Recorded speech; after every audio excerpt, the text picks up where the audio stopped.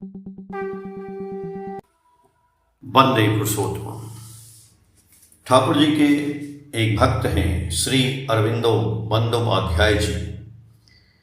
वो अपनी कुछ जीवन की घटना जो श्री ठाकुर जी के साथ हुई थी वो बात बताते हैं। उसी में एक बात है कि एक बार ठाकुर जी को स्ट्रोक हो गया था, यानी हार्ट अटैक आ गया था। तो ठाकुर जी किसी से मिल नहीं रहे थे। तो एक दिन की बात है कि जब ये अपने घर पे थे तो अचानक किसी ने आकर खुशखबरी सुनाई कि ठाकुर अब काफ़ी बेहतर हैं। वे कभी कभी बरामदे में आकर बैठ रहे हैं, थोड़ा बहुत चल फिर पा रहे हैं और डॉक्टर की सलाह के अनुसार उन्होंने फिर से खाता खोलकर लिखने का अभ्यास शुरू कर दिया है। यह सुनते ही मन खुशी से नाच उठा। स्ट्रोक होने के बाद से मैं 2-3 बार गया था, लेकिन बात करना तो दूर की बात, उन्हें ठीक से देख भी नहीं पाया था। आज जब वे बीच बीच में बरामदे में आकर बैठ रहे हैं तो दर्शन तो होंगे ही, शायद बात करने का सौभाग्य भी मिल जाए। इसलिए सब कुछ छोड़कर तैयार हो गया। मुझे जल्दी जल्दी कपड़े बदलते देखकर नंदा बोल उठी, मैं भी जाऊंगी।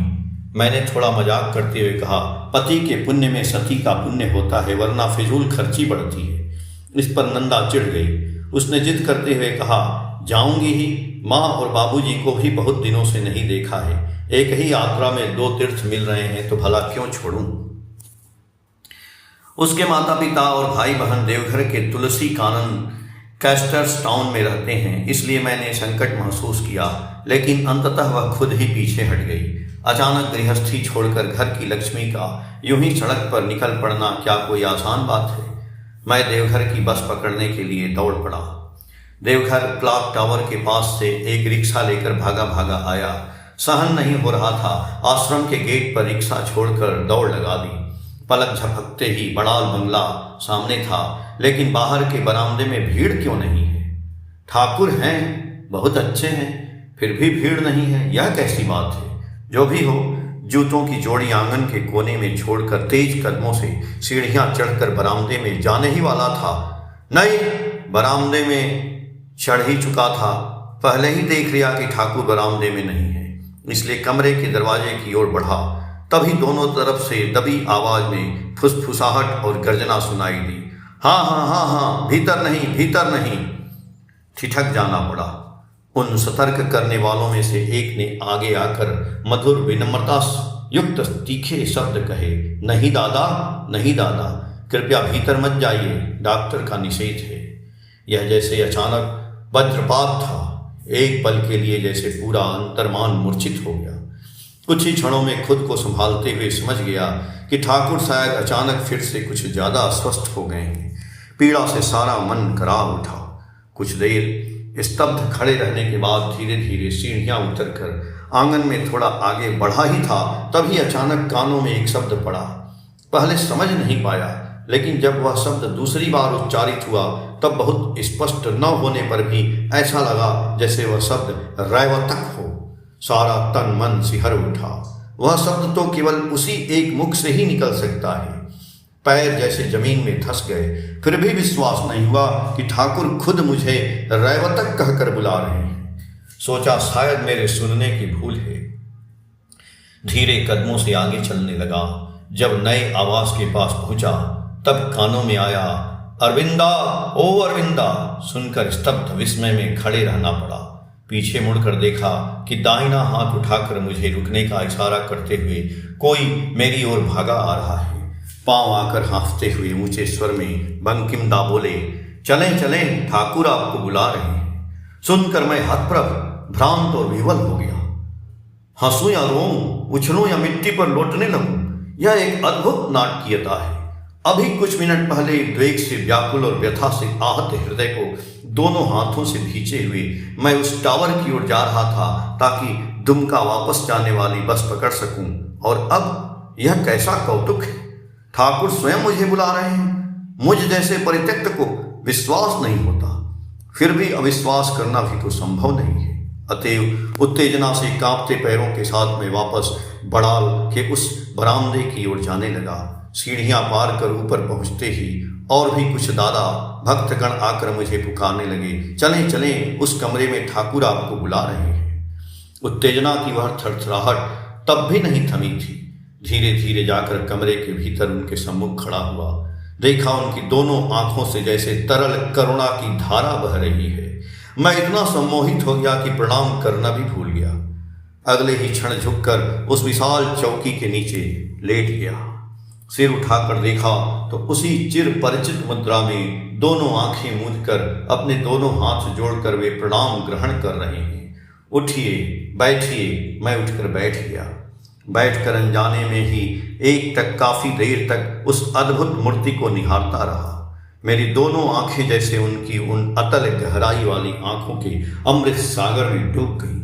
संकोच हो रहा था, लज्जा भी आ रही थी, फिर भी आंखें फेरना मुमकिन नहीं था। वे तकिए के सहारे लेटे हुए थे, अब उठकर सीधे बैठ गए हैं। अनावृत वक्षस्थल पर वह श्वेत उपवीत जनेऊ का गुच्छा ऐसा लग रहा था मानो हिमाच्छादित हिमालय के वक्ष से होकर गंगा की धारा नीचे उतर आई हो। वे मेरी ओर ही देख रहे हैं। अचानक मेरे मन में एक अद्भुत इच्छा की तरह लहर उमड़ पड़ी। इच्छा हुई कि दौड़कर जाऊं और उस मोहक देव देह को अपने सीने से लगा लूं। वह पागलपन भरी इच्छा धीरे धीरे और भी तीव्र होने लगी, ठीक वैसे ही जैसे उस दिन दुमका में श्री बर्मा के निवास स्थान पर महसूस हुई थी। बरामदे में उस पहलवान लड़के को ठाकुर के शरीर को जी भरकर मलते हुए मालिश करते हुए ठाकुर को तेल लगाते देखा। ऐसा लगा मानो देश काल पात्र का ज्ञान लुप्त होने लगा है। तभी नजर पड़ी तो देखा कि उनके होठों पर एक मंद मुस्कान खिल उठी है और मानो उसी की आवेग में उनका सारा शरीर डोलने लगा है। कुछ क्षण बाद देखा वे चौकी के किनारे खिसक आए और पैर लटका कर बैठ गए। बैठते ही मानो फर्श पर पैर टिकाकर खड़े होने की कोशिश कर रहे हैं। यह देखकर मैं भी झट से खड़ा हो गया। तभी देखा ठाकुर ने अपनी दोनों बाहें मेरी ओर बढ़ा दी हैं। तुरंत मैं आगे बढ़ा और उन्होंने अपने दोनों हाथ मेरी ओर बढ़ाते हुए कहा, मुझे पकड़ो तो जरा, थोड़ा टहल लूं। कहते ही जैसे ही वे टगमगाते कदमों से खड़े हुए, मैंने अपने दोनों हाथों से उन्हें कसकर पकड़ लिया। बिल्कुल जिसे कहते हैं अंग से अंग का मिलाव, हृदय से हृदय का जुड़ाव। क्या वह दृश्य, क्या वह हृदय से हृदय का एकाकार होना था। उह, क्या सिहरन, क्या कंपन, रक्त की बूंद बूंद में, सिरा सिरा में, स्नायु स्नायु में कैसी क्रांति। आश्चर्य तो यह है कि शुद्ध बुद्ध खोकर मैं उसी समय धराशाही क्यों नहीं हो गया। उनका वक्ष तो खुला और अनावरण था और मेरे शरीर पर तो दो दो आवरण थे, गंजी बनियान और उसके ऊपर पंजाबी कुर्ता। गंजी पंजाबी नहीं, ऐसा लगा मानो वे तपते हुए लोहे के कवच हों। बहुत कष्ट हुआ, लेकिन उस अवस्था में उन्हें उतार कर फेंकना भी तो संभव नहीं था। नहीं फेंक सका तो क्या हुआ, उससे क्या। उनका वह स्पर्श, उनकी दोनों बाहुओं का वह सघन आलिंगन, उनकी सुवासित प्रश्वासों सांसों का वह प्रवाह, उनके हृदय की वह प्रत्यक्ष धड़कन, फिर और क्या बाकी रह गया। और उनके उस उन्नत ललाट की उज्ज्वल ज्योति शिखा को मैंने कैसे सहन किया। मैं जलकर राख क्यों नहीं हो गया, पिघलकर पानी क्यों नहीं बन गया। देव देह का स्पर्श वास्तव में आज ही मेरा पहला है, ऐसा नहीं कहा जा सकता। उस प्रति अंग तरे कांदे प्रति अंग मोर, मेरे अंग अंग उनके अंग अंग के लिए रोते हैं। इस तरह गले लगने के भाव से न सही पर पहला अद्भुत स्पर्श मैंने प्राप्त किया था। उनके उन दो चरण कमलों का, वही मेरे नवजन्म मुहूर्त में, इस प्रसंग में वह पुण्य दीक्षादान समाप्त हो गया। ऋत्विक देव उठकर खड़े हो गए। हम भी उठने ही वाले थे कि ठाकुर ने बैठने का संकेत किया।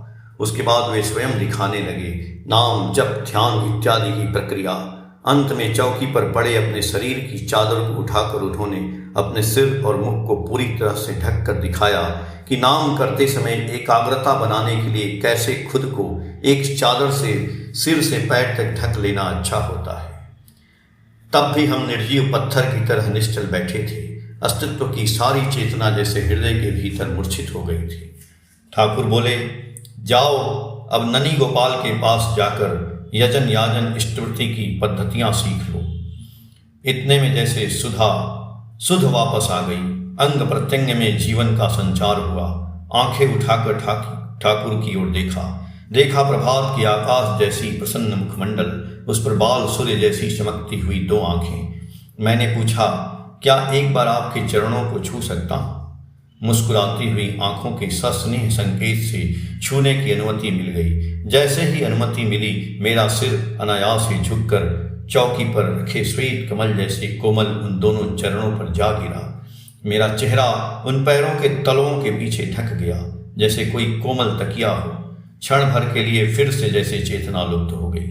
जब होश आया तो अनुभव किया कि ठाकुर अपनी बाईं हथेली की 3 उंगलियों से मेरे रीढ़ की हड्डी के एक छोर से दूसरे छोर तक बड़े दुलार से सहला रहे हैं। थोड़ी देर बाद उन्होंने मेरे माथे पर अपने दाहिने हाथ से हल्का सा धक्का देकर मेरा सिर उठाया। उनके चरणों से देखते ही देखा मेरे ही आंखों के आंसुओं से ठाकुर के दोनों चरण भीग गए हैं। पास मुड़कर देखा तो नंदा का सिर भी अभी तक ठाकुर के चरणों के पास झुका हुआ था। उसका सिर भी ठाकुर ने अपने ही हाथों से उठा दिया। सिर्फ इतना कहा, जाओ। नहीं चलकर राख भी नहीं हुआ, गलकर पानी भी नहीं बना, लेकिन ऐसी एक अनुभूति को मैं किस भाषा में समझाऊं। वह वैष्णव पदावली, युग युग तो है हिये राखुन तबु हिया जुड़न न गेल। युगो युगों तक तुम्हें हृदय में रखा, फिर भी हृदय की प्यास नहीं बुझी। नहीं, इस भाव को प्रकट करने की शक्ति किसी भी भाषा में नहीं होती। खैर, जो भी हो, उस आलिंगनबद्ध अवस्था में उन्हें टहलाया, पायचारी कैसे जाए। अंततः आलिंगन छोड़ना पड़ा। एक हाथ हटाकर दूसरे हाथ से उन्हें निविड़ होकर कसकर पकड़ लिया और बगल में खड़ा हो गया। तब उन्होंने अपना दूसरा हाथ मेरे गर्दन और कंधे पर रखकर अपने शरीर का पूरा भार यथासंभव मेरे ऊपर डाल दिया। इस प्रकार ठाकुर का टहलना शुरू हुआ। यह पायचारी उनके पक्ष में क्या था यह तो मैं नहीं जानता, लेकिन मेरे पक्ष में यह कल्प चरण की तरह था, जैसे स्वप्न आचरण हो। उस विशाल कक्ष के एक छोर से दूसरे छोर तक इसी तरह एक बार रुककर फिर एक बार चलना। दक्षिण छोर पर अंदर की ढकी हुई बरामदे में जाने का जो दरवाजा था, वहां तक जाकर वे कुछ देर खड़े रहे। भीतर झांक कर क्या देखा, फिर वापस मुड़े। लौटते समय देखा वे ही मुझे मोड़ रहे हैं।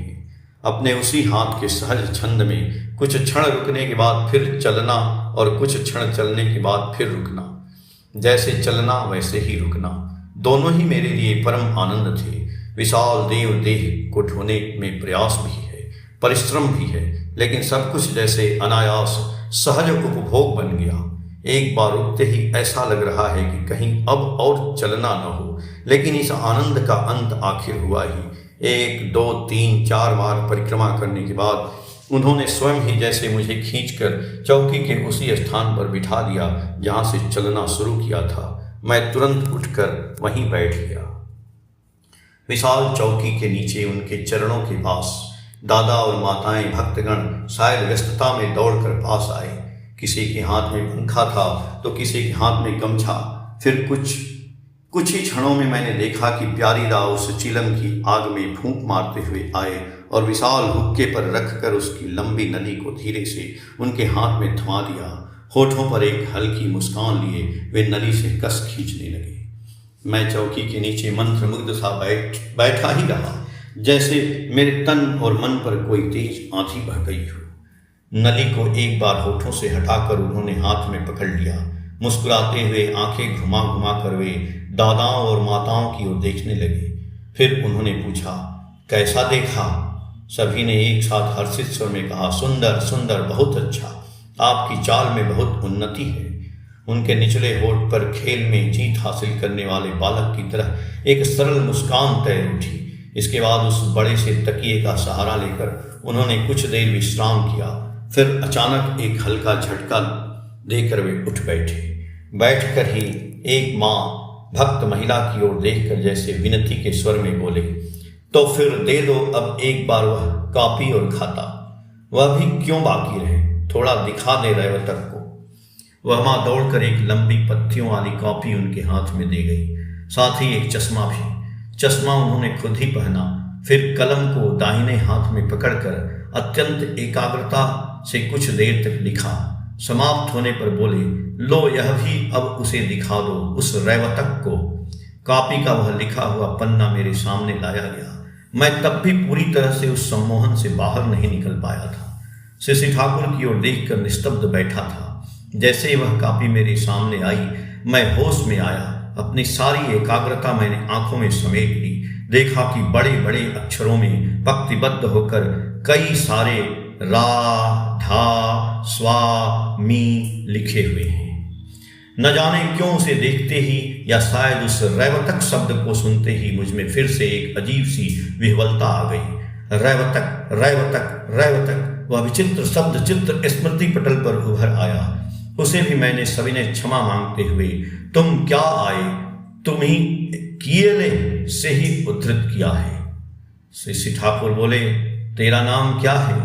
न जाने क्यों कुछ भी याद नहीं आता, देखते ही मन में आया है तू रैवतक है। एक दिन बनावटी क्रोध में छिड़कते हुए मैंने पूछा, क्यों आपको इतने लोगों के नाम याद रहते हैं और मेरे मामले में रैवतक? बोलिए, बोलना ही होगा, मुझे रैवतक क्यों कहते हैं? शरीर हिलाते हुए वह पूर्व मुस्कान बिखेर कर बोले, जा केष्टोदा से जाकर पूछ। केष्टोदा बड़ी मुसीबत में पड़ गए, गहरी चिंता में डूब गए। अंत में अचानक जैसे उन्हें समाधान मिल गया हो, बोले, जानते नहीं, ठाकुर जात स्मर पूर्व जन्मों की बातें याद रखने वाले हैं। शायद बहुत पूर्व के किसी जन्म की स्मृति ढोने वाली चेतना के प्रवाह में आपके संबंध में वह नाम उभर आया है।